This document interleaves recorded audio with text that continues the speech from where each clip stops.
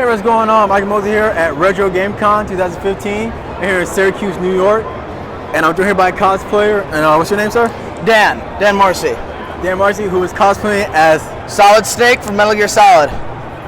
So, we're down here at the Retro Game Stores. At the RetroCon. What's your favorite part about the con so far? My favorite part about the con so far is just the buying, selling, and trading of all these old school games and stuff like that. I grew up on Sega Genesis, on Super Nintendo. We even got the Angry Nerd here, as if it's almost like having a seal of quality on this whole thing, you know? Right. Speaking of which, you got people selling 64s, you got people selling PlayStation 1s, PlayStation 2s, even PlayStation 3. Microsoft is even here showing off the Elite controller. Yeah, their little game packs and everything like that. Yeah, they got the cool game packs. You got people selling games back from the 80s, 70s. It's pretty great. Have you picked up any of the merch yet? No, actually that's what I was doing when I ran into you here. I was actually going to start cruising on through looking to see if I could find me a copy of Shadowrun on the Sega Genesis. There are surprising a lot of Genesis games around here. Yeah. I'm glad to see that. You usually just see the Nintendo stuff, but I'm an old school. Like I said, I grew up on Genesis. That was my first, and you know, got to stick around with that. Got to be loyal to the first. I don't think there's a single booth that I've hit that actually sells games that is not selling a Sega Genesis game. It's pretty amazing because usually when you go into an old school store, like you say, you see a lot of Nintendo games. A lot of Nintendo, a lot of NES, Super NES. A lot of N64 usually, and when they have Genesis games, it's just like either Sonic or sports games. But I'm glad to see a lot of these rare adventure ones, or even reproductions of some unobtainable games, fan-made games even. There's a panel about homebrew here. Yeah, they're right over there, I think. Those are all homebrew games. You got a homebrew game. There's a Fix It, Feel It game over there. Yeah. Here. Say you're a fan of the Genesis.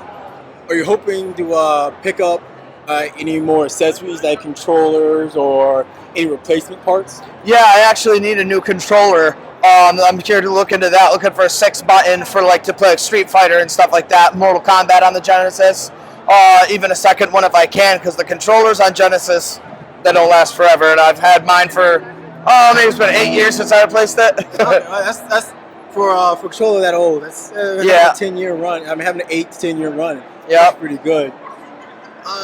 You're gonna find plenty of controllers around here, like even old, obsolete controllers from the old Sega Saturns. Oh yeah, from the Dreamcast and whatnot. What game in specific are you hoping to find here, other than the just Genesis game? The Genesis game in particular, I'm actually looking for a Shadowrun. It was an old school RPG based on a tabletop game. Really cool sort of thing. Everything between sci-fi with guns and lasers and jack into the Matrix, but it's also got elves and orcs and stuff like that. Right. So it's really kind of a blend of old school fantasy and sci-fi. It was one of my favorite games as a kid, and I'm hoping to find it again here because I hear it's a rare find. Okay. Yeah, and you can't find a lot of unique games here. Some of them are actually pretty high priced. I think I found one old game $150. Oh yeah, there's one for $450 over there. And it's not like they're open, just in case. They have it sealed, mint in the box. You also find collectibles here as well. Is there any non-gaming merch you're hoping to find around here? Anything you're hoping to pick up? Yeah, actually, I said earlier that the Angry Nerd was here. I'm probably going to pick up something from his booth. I'm a big fan of his. I've been watching his videos. I kind of consider him the leading authority on all of the old bad games that we would kind of probably want to forget. He's just a really funny guy, so I'm probably going to grab something from him. Even though might not be something I could put in my console, it'll still definitely be memorabilia to definitely remember this weekend with. And I'm with Nicole, who is cosplaying as Squall. Yep, Squall Leonhardt from Final Fantasy VIII. Alright, so Final Fantasy is pretty old school. You got Squall from Final Fantasy VIII. How are you enjoying RetroGameCon so far? This is pretty good. I've never been to RetroGameCon. I'm from the area though, and I heard about it, and I was like, this is perfect. Because I grew up playing these RPG games. I grew up playing Final Fantasy VIII and on, and I love it. I love it here. So, have you picked up any merch yet? Not yet. I've been really busy with the cosplay contest and manning the Syracuse cosplayers booth while I've been here, so now that I have some downtime, I'm probably going to go check out Rare Candy Shop, which is just down there, and a few others around here. Alright. So, is there any game in particular you're looking for? You're here to pick up any old school game? There's some Final Fantasy games around here. I was about to say, I am looking for Final Fantasy VIII because I only have it for the PC, so I'd love to grab an original disc again. I used to have it as a kid, but I don't have it anymore. Other than that, I'm actually looking for Dot Hack.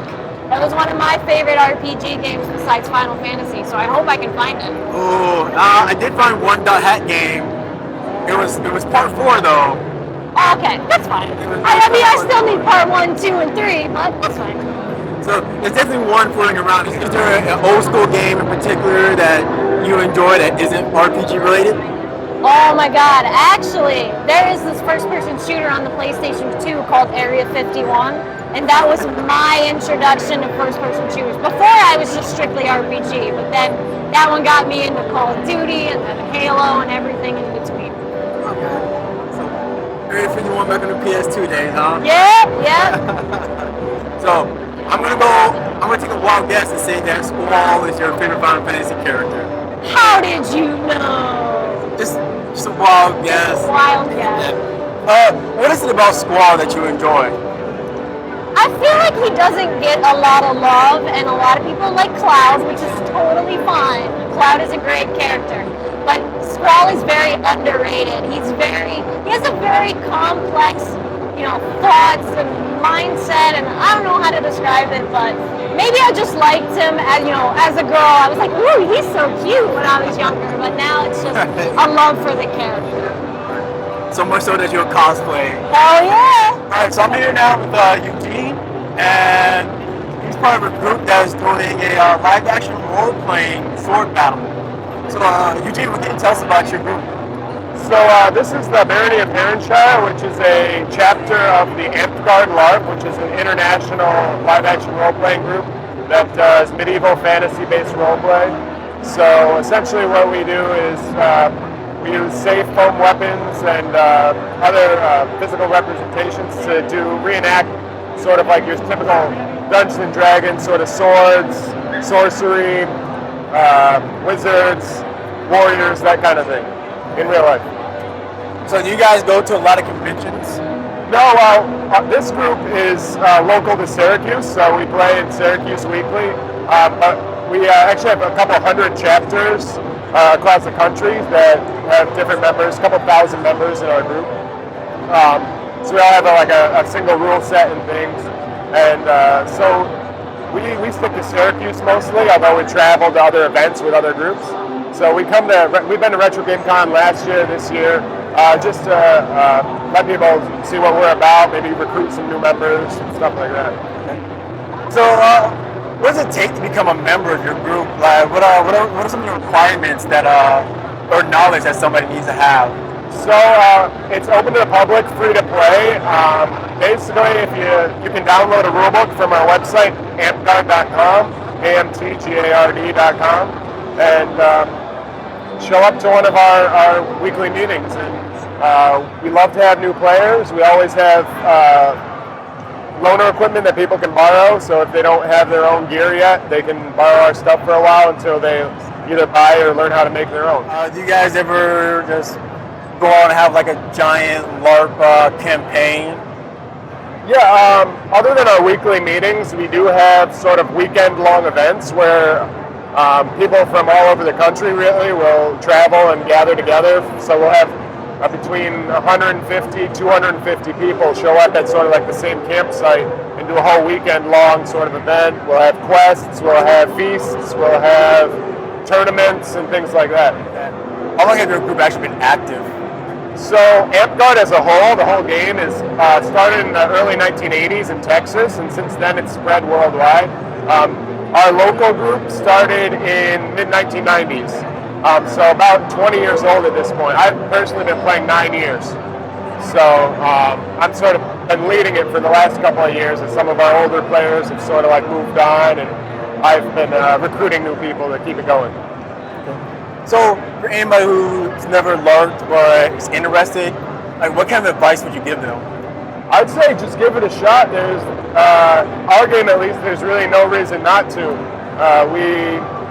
We've had people that show up once, give it a try, don't like it that much, and we never see them again. But then we've had people like myself who hear about it from a friend, show up, and then they keep playing their whole lives. All right, Gene. Well, thanks for the interview. Nice to meet you. Yeah, thanks. And have fun with your group, and hope you guys enjoy the rest of the convention. Yeah, you too.